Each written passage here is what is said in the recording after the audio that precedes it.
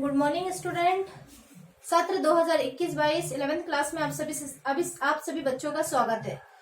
आज फिजिक्स का क्लास होगा, है ना। बच्चे, पहले फिजिक्स पढ़ने के लिए आपको बुक की आवश्यकता है। आपके पास बुक नहीं है तो आप अरेंज कर लीजिए और ध्यान रखिए कि और यहाँ पे जो भी पढ़ाया जाएगा उसका नोट्स आपको स्वयं तैयार करना है ना। आप बुक को रीड करिए, रीड करके जो भी समझाया जाता है उसको रीड करिए, रीड करके आप स्वयं अपना नोट्स तैयार करिए। ठीक, चलिए आज का टॉपिक है हमारा भौतिक जगत और मापन। भौतिक जगत को पढ़ने से पहले हम लोग पहले विज्ञान के बारे में जानेंगे कि विज्ञान क्या है। तो विज्ञान शब्द का अर्थ है साइंटिका, है ना, जिसका अर्थ है जानना। तो विज्ञान क्या होगा? विज्ञान का अर्थ है जानना। विज्ञान कैसे जानेंगे कि प्रकृति में होने वाली सभी घटनाओं के बारे में हमको जो भी जानकारी प्राप्त होगा उसी को हम लोग क्या बोलते हैं? विज्ञान। सभी घटनाओं के बारे में हमको जो भी ज्ञान अर्जित होगा वो हो जाएगा विज्ञान। अगला है विज्ञान का उद्देश्य। विज्ञान का उद्देश्य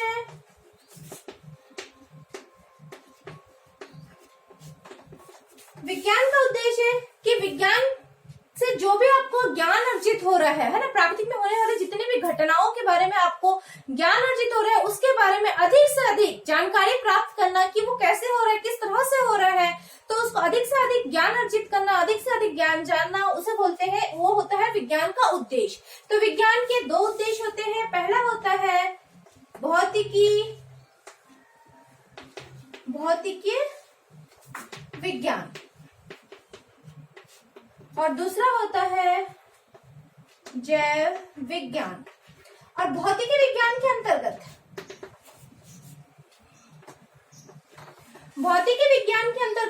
फिजिक्स, आप जो फिजिक्स पढ़ रहे हैं वो, रसायन यानी केमिस्ट्री, गणित, भूविज्ञान, ये जितने भी ज्ञान है वो सब आता है आपके भौतिकी ज्ञान के अंतर्गत, आपको जानकारी प्राप्त होता है। जैव विज्ञान में आता है आपका जीव विज्ञान, है ना, वनस्पति विज्ञान, आप जो बायो में जो पढ़ते हैं, है ना, वो सब जो आता है वो आता है जैव विज्ञान के अंतर्गत। क्लियर? अब आते हैं हम लोग फिजिक्स। ये वो साइंस का इंट्रोडक्शन। अब हम आते हैं किसके परिचय के लिए?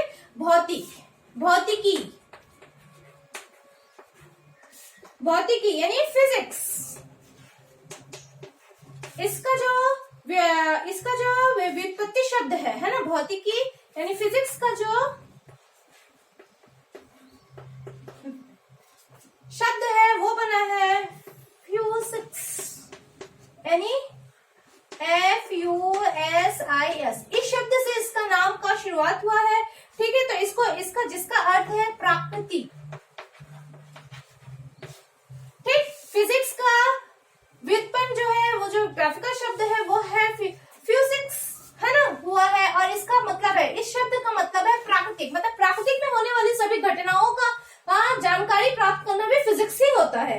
ठीक है, तो फिजिक्स का डेफिनेशन हो जाएगा, फिजिक्स विज्ञान की वह शाखा है जिसके अंतर्गत द्रव, ऊर्जा और उसकी आंतरिक क्रियाओं का अध्ययन किया जा सकता है, उसे ही फिजिक्स कहा जाता है।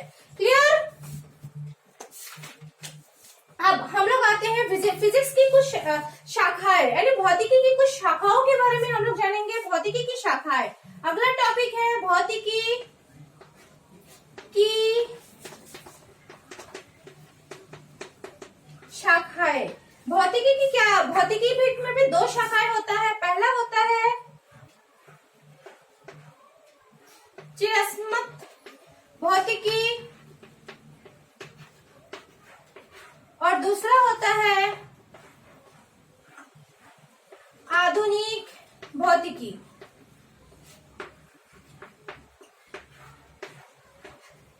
तो चिरस्मत भौतिकी के अंतर्गत वो सभी जो आप फिजिकल, जैसे यांत्रिकी ऊर्जा आप जानते हैं, है ना, उष्मागतिकी, प्रकाशीय, ये सब जितने भी है, फिर विद्युतीय चुंबकीय ऊर्जा, जितना फिजिकल पोर्शन, प्रकाश, ये सब जो आते हैं, आप कौन सी भौतिकी कहलाता है? वो चिरस्मत भौतिकी कहलाता है। और आधुनिक भौतिकी में आता है आपका परमाणु, नाभिक, फिर संलयन, फिर आपका आता है क्वांटम यांत्रिकी, ये सब जितने सिद्धांत होते हैं वो आधुनिक भौतिक के अंतर्गत आता है। क्लियर? तो भौतिकी की दो शाखाएं होती है, एक होती है चिरस्मत भौतिकी और एक होता है आधुनिक भौतिकी। तो चिरस्मत भौतिकी के अंतर्गत आता है आपका यांत्रिकी है ना, यांत्रिकी आता है, उष्मागतिकी आता है, प्रकाशीय आता है, विद्युत चुंबकीय आता है। ये जितने भी फिजिकल है वो सब किसके अंतर्गत आता है? चिरस्मत भौतिकी। तो चिरस्मत भौतिकी की पहला टॉपिक है यांत्रिकी। यांत्रिकी में क्या आता है? भौतिक की सबसे पुरानी शाखा है जिसके अंतर्गत स्थिर तथा धीमी चाल की वस्तु की तुलना की जाती है, उसे हम लोग क्या बोलते हैं? यांत्रिकी। ठीक, इसका जो पहला क्वेश्चन है वो है यांत्रिकी। ठीक है, यांत्रिकी। इसके अंतर्गत यांत्रिकी किसे कहते हैं? यांत्रिकी फिजिक्स की सबसे पुरानी शाखा। इसके अंतर्गत जो भी धीमी गति से चलने वाले जितने भी यंत्र या जितने भी वस्तुएं हैं, धीमी चलने वाली जितनी भी वस्तुएं हैं, उन सबको हम लोग क्या बोलते हैं? यांत्रिकी बोलते हैं। इसका फर्स्ट है। ठीक है, सेकंड है आपका इसमें उष्मागतिकी। उष्मागतिकी, तो उष्मागतिकी के अंतर्गत क्या आ जाएगा? भौतिक की शाखा में इसमें आ जाएगा भौतिक की शाखा में उष्मा और ताप की अवधारणा, मतलब उष्मा और ताप के बारे में आपको जितनी जानकारी प्राप्त हो जाएगी वो आ जाएगी आपकी उष्मागतिकी। थर्ड है आपका प्रकाशीय। ये फिजिक्स की वह शाखा है जिसके अंतर्गत आपको प्रकाशीय ऊर्जा से संबंधित जितने भी आपको वस्तुएं प्राप्त होगी, वो जितने भी आपको जितना भी ज्ञान प्राप्त होगा वो सारे क्या आ जाएंगे? प्रकाश के अंतर्गत आ जाएंगे। मतलब कहने का तात्पर्य यह है कि लाइट से संबंधित जितने आपको जानकारी प्राप्त हो जाएगा वो सबको आपको प्रकाशीय के अंतर्गत आ जाएगा। ठीक है, फोर्थ है इसी का आपका विद्युत चुंबकत्व, है ना।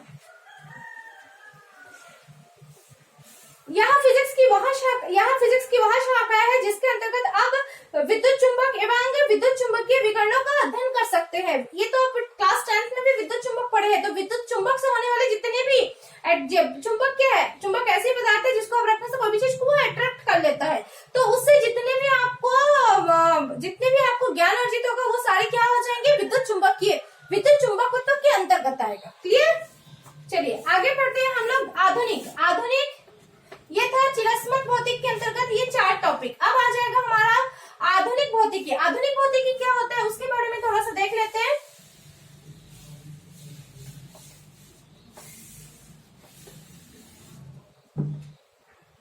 चलिए, आधुनिक भौतिक 1900 ईस्वी के बाद भौतिकी को आधुनिक भौतिक कहा जाता है।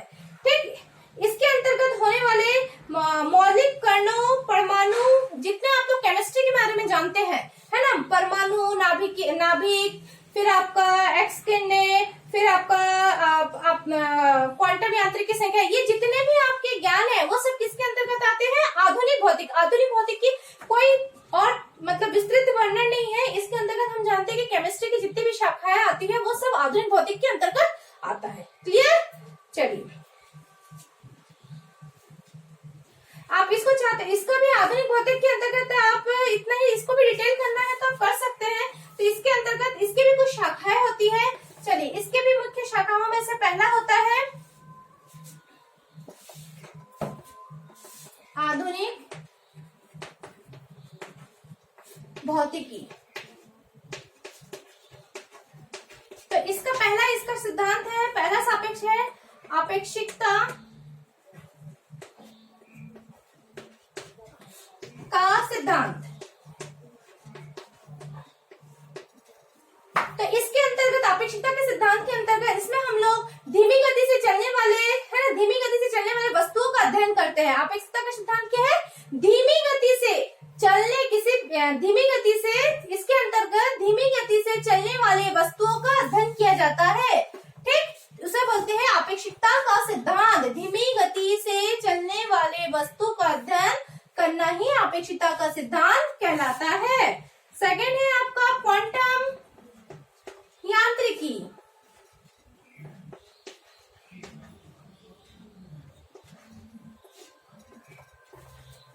इसके अंतर्गत सूक्ष्म कणों, है ना, भौतिक का सिद्धांत, द्रव, प्राकृतिक आदि का अध्ययन किया जाता है। इसके अंतर्गत आपको क्या क्या आता है? इसके अंतर्गत सूक्ष्म कणों, भौतिकी का सिद्धांत, प्रकाश द्रव, इन सब प्राकृतिक आदि का वर्णन किसमें किया जाता है? क्वांटम यांत्रिकी में किया जाता है। इसका सेकंड था क्वांटम यांत्रिकी। थर्ड है परमाणु भौतिकी।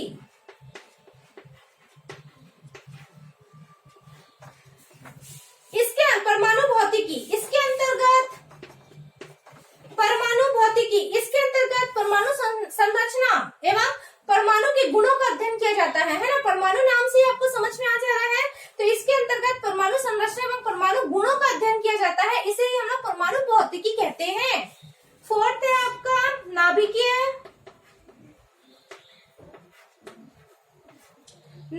भौतिकी। नाभिकीय भौतिकी, तो इस नाभिकीय भौतिकी के अंतर्गत होने वाले नाभिकीय गुणों का वर्णन किया जाता है, इसे ही नाभिकीय भौतिकी कहते हैं, कहा जाता है। ठीक, नाभिकीय भौतिकी क्या है? इसके अंतर्गत परमाणु के नाभिकों के गुणों का पता लगाना ही, इसको अच्छे से और बोलेंगे आप तो कैसे बोलेंगे? इसके अंतर्गत परमाणु के नाभिक के गुणों का अध्ययन करना ही नाभिकीय भौतिकी कहलाता है। फिफ्थ है आपका ठोस अवस्था भौतिकी। ठोस अवस्था भौतिकी, तो ठोस अवस्था भौतिकी इसके अंतर्गत ठोस अवस्था भौतिकी इसके अंतर्गत यांत्रिकी पदार्थ, अर्धचालकों एवं मिश्रण धातुओं के गुणों का अध्ययन करना ही ठोस अवस्था भौतिकी कहलाता है। अब नेक्स्ट टॉपिक की आते हैं भौतिकी वैज्ञानिक विधि। वैज्ञानिक विधि क्या है, अब उसको जानते हैं हम लोग।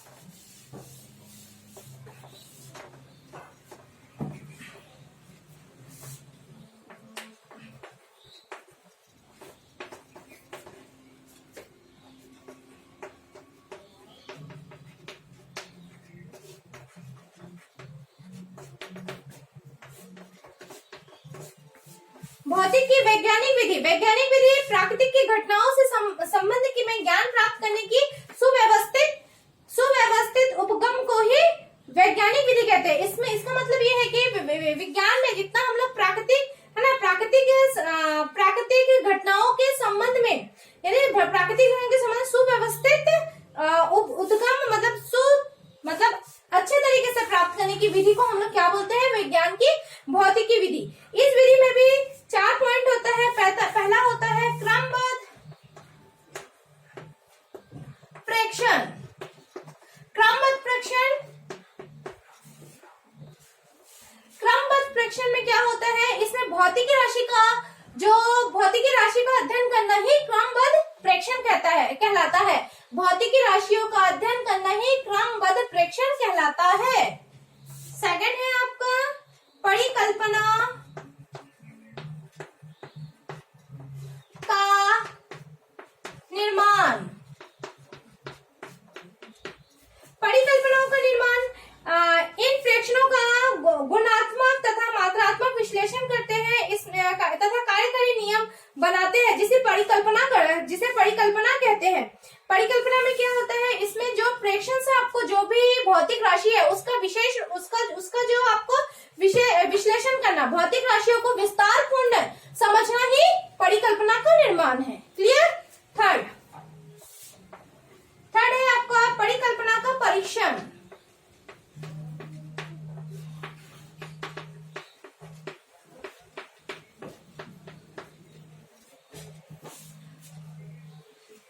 परिकल्पना का परीक्षण में क्या है? प्रेक्षण और परिकल्पना के निर्माण से, है ना, प्रेक्षण और परिकल्पना के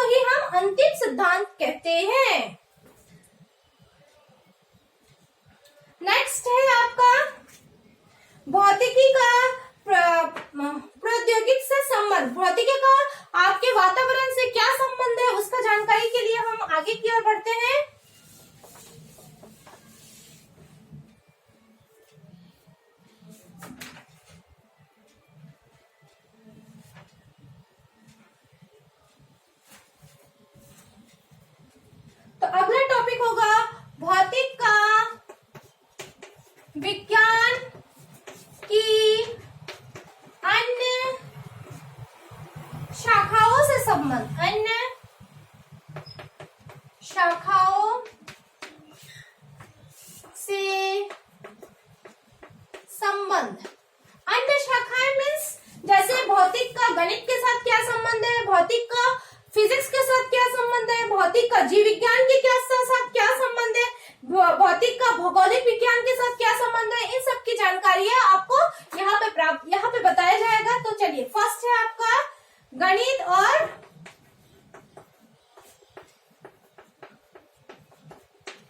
भौतिक। गणित का फिजिक्स के साथ क्या संबंध है, तो इसमें चलिए आगे बढ़ते हैं हम लोग। भौतिक एक यथावत विज्ञान है जो प्रयोग और मापन पर आधारित है। मतलब फिजिक्स क्या है, जो फिजिक्स एक यथार्थ विज्ञान है, ठीक है, जिसका प्रयोग हम किसमें करते हैं, मापने के लिए, किसी भी चीज को मापने के लिए। और फिजिक्स का गणित के साथ संबंध ये है कि जैसे आप किसी गहराई को नापते हैं, उसके साथ भी फिजिक्स का संबंध है ना। उसके मतलब फिजिक्स के बिना गणित नहीं होता है, गणित के बिना फिजिक्स नहीं। क्लियर? तो किसी भी चीज की गहराई नापने के लिए भी आप कर सकते हैं, किसका उपयोग कर सकते हैं, फिजिक्स का उपयोग। फिर इसमें फिजिक्स गणित से रिलेटेड फिजिकल में है, जैसे रेडियो चलाना है आपको, टेलीविजन, कंप्यूटर, है ना, जो भी सबकी इलेक्ट्रॉनिक्स जो है वो सब क्या है, फिजिक्स से ही रिलेटेड है। क्लियर? तो फिजिक्स और गणित का संबंध क्या है, यहाँ एक यथावत विज्ञान है जिसका प्रयोग हम मापन पर आधारित कर सकते हैं। फिजिक्स के नियमों एवं सिद्धांतों को समझने के लिए गणित का ज्ञान होना आवश्यक होता है ना। फिर गणित का ज्ञान होना आवश्यक होता है। भौतिकी के विकास में गणित एक शक्तिशाली साधन साबित हुआ है। क्वांटम भौतिकी एवं क्षेत्र सिद्धांत में उच्च गणित का बहुयतात रूप में प्रयोग किया गया है। गणित के बिना भौतिक संसार में पार पाना कठिन है। गणित की मदद से ही हम भौतिक में गहराई तक प्रवेश कर सकते हैं। रेडियो, टेलीविजन, कंप्यूटर, उपग्रह इत्यादि गणित और भौतिक का ही संयुक्त देन है। क्लियर है? एक व्यक्ति जो अधिक गणित जानता है, दिए गए समय में भौतिकी के अधिक से अधिक सिद्धांतों को समझ सकता है। यदि आप गणित में, ऐसा नहीं है कि गणित का गुना भाग ये सब जान लिए तो भौतिक का आपको ज्ञान हो जाएगा, बिल्कुल नहीं है। आप गणित तो आपको जानना ही है, क्योंकि जो इसमें जो फिजिकल में जो व्यंजक आएंगे वो गणित से ही रिलेटेड है। इसलिए बोला गया है कि मतलब गणित के बिना विज्ञान, भौतिकी अधूरा है और भौतिक के बिना गणित भी अधूरा है। क्योंकि आप जब तक गणित के बारे में आपको जब तक ज्ञान नहीं होगा तो आप फिजिकल में जितना भी इसका न्यूमेरिकल, जितना भी इसमें आपका व्यंजक है, उसको आप कैसे समझ पाएंगे। क्लियर? चलिए, सेकंड है आपका रसायन विज्ञान और भौतिकी।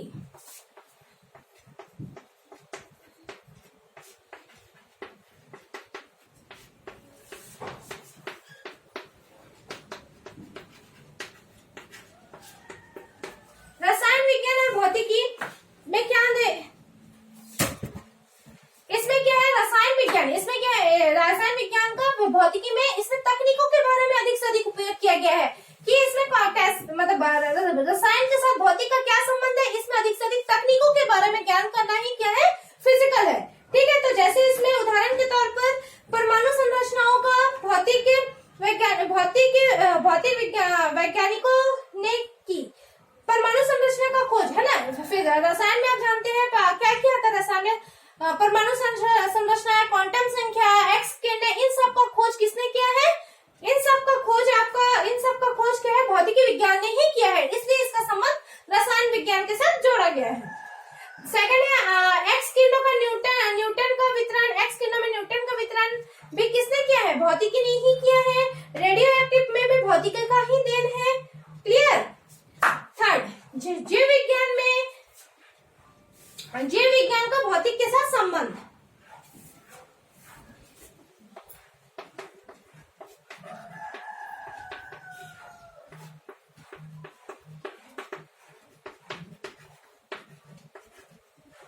जीव विज्ञान के साथ भौतिकी का निम्न इसमें भी तकनीकों का ही प्रयोग किया है। जैसे जीव विज्ञान में प्रयोग, इसमें जैसे सूक्ष्मदर्शी भी एक भौतिकी का ही देन है ना। एक्स किरण की सहायता से हमारे शरीर के अंदर जो टूटी फूटी हड्डियां है उसके बारे में हम पता कर सकते हैं, है ना।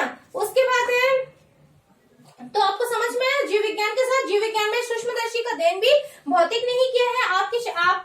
फिर एक्स किरण की सहायता से आप शरीर के अंदर टूटी फूटी हड्डियों की भी जानकारी भी किसके द्वारा होता है, भौतिकी के कारण ही होता है।